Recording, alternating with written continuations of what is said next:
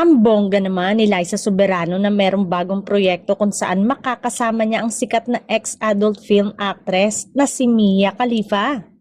In fairness, sa trailer pa lang ay ang ganda raw ng pagka-deliver ni Liza ng English lines kesa sa Tagalog tuwing umaarte siya noon. Tila may hugot daw ang di umano ang aktres laban sa kanyang mga basher na ayaw siyang tantanan. Damang-dama raw talaga ang emosyon niya sa linya niya.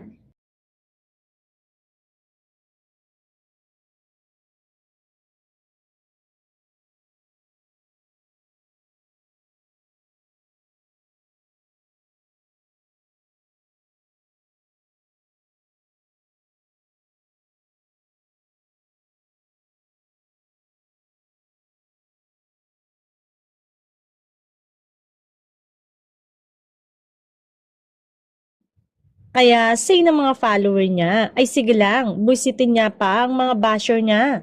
Siyempre, hindi pa rin talaga mawawala ang mga nega dahil bakit naman daw ito pumayag na makasama ang isang kilalang ex-adult film actress? Mamahalin o kaiinisan lalo siya ng basher niya sa show na ito at depende yon sa ibabahagi niya tungkol sa kanyang karir dito sa Pilipinas na maaalalang naging dahilan noon para mabasya dahil sa mga sinabi niya sa kanyang mga interview.